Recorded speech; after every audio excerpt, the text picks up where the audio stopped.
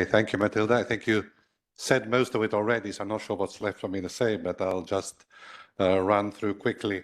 And yes, so you mentioned the SDGs, of course, that's why the UN is involved in this kind of activity. But in particular, I'd like to mention a couple of the targets, and particularly target 3.4, which is really to reduce the mortality of non-communicable diseases and promote mental health, which is what you've been referring throughout. So the world in 1970 was a very little urbanized, I'd say. Then progressively, 2018, we see the world is becoming much more urban. This is the first time in history more people lived in cities than in urban and rural areas. And in 2030, the world will look something like this. So maybe 70% of the people live in cities. So urbanization is an issue, but the other big issue, of course, is climate change. There's a strong connection, according to WHO, but also to others, between climate change and diseases. In particular, we're looking at three key aspects. I would say four regarding air pollution, which is a consequence of climate change, of course, severe weather, extreme heat, and environmental degradations. All these are the results of rising temperatures, increasing CO2 levels, rising sea levels, and more extreme weather throughout. These cause injuries, mental health, of course, health-related cardiovascular diseases, and so on. So there, I think we had a little bit of an insight from Matilda herself. So what do we do about it? As we know, health is a state of complete physical, mental, and social well-being, just not the absence of disease. So we're looking really at how do we impact on the environment in which we live, and how does this impact on us, shall we say. I will just look at three of these different aspects: heat, pollution, and mental health.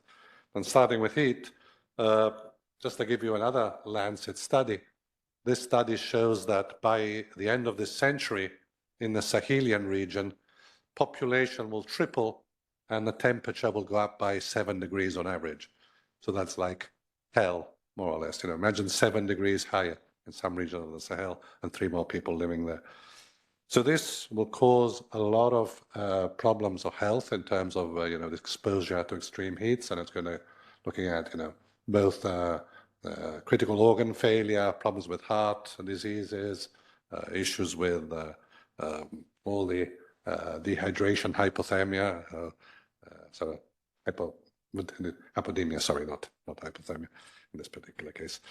So how can trees help? I mean, these trees can, you know, provide cooling directly, but also they, by respirating, they increase the humidity of the air, and they reflect radiation. So having accurate data on what you know, trees are available in cities and how these actually operate is essential. And look at, you know, mitigation measures or adaptation measures, shall we say. Going back to the issue of biodiversity, there's an interesting recent study that shows that environments with a high biodiversity also have a higher cooling effect. It's not only about the immune system, it's also about cooling, making the city cooler. And a lot of cities are actually working on that to use vegetation. The more diverse, the better for many things, including cooling. Sorry, I think I went too fast. Just repeat what I think this is the same data that Matilda showed. It's about, you know, 4% of the summer mortality in Europe is related to urban heat islands. So we need to increase it by increasing tree cover by 30%. We can reduce temperature by 1.3 centigrades and prevent 1/3 of premature deaths. So trees are a solution, not the solution, but at least a contribution. So this is maybe what we would like our cities to look like in the future. Coming to pollution, according to WHO, 90% of the entire urban population breathes PM beyond limits every day, or at least part of the year. And so we have 7 million deaths around the world every year due to air pollution. And these, you know, are chronic pulmonary diseases, asthma, breathing, and so on. I think Matilda covered this. And we have also, can see the distribution of these deaths around the world. These are 2012 data, but the distribution has not changed that much. In Europe, there's an estimate 790,000 deaths or premature deaths due to air pollution. So it's not only a problem in Asia and Africa, it's also a problem here in Europe.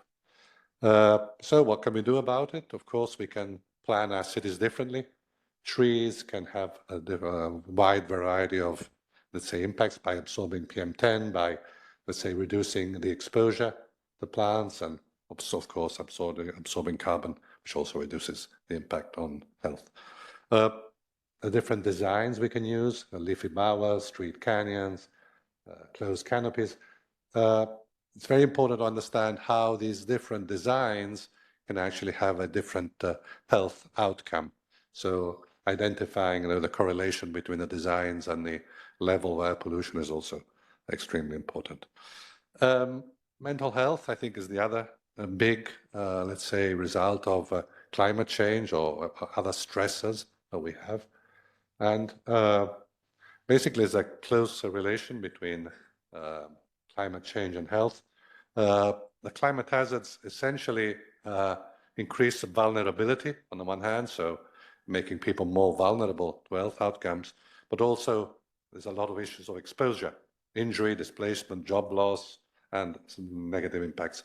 So a lot of mental illnesses are direct, or at least are correlated quite closely with climate change. And of course, COVID was not, didn't help. And we ended up living our little circles maybe, or trying to find solutions, but not always the best. But some people went surfing, in the park. This is actually Munich. It's not in the sea. So, yeah. So there's different ways. So let's say reduce mental stress. Surfing in the park might not be for everybody, but it's interesting as an option.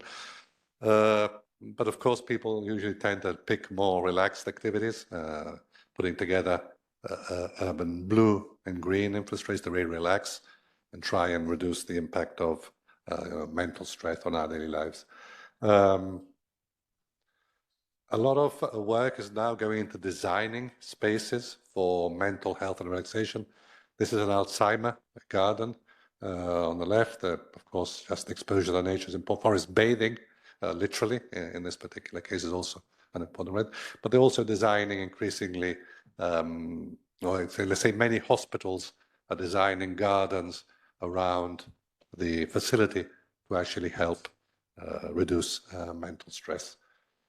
The last point, and I think is maybe a critical point, is the issue of inclusion.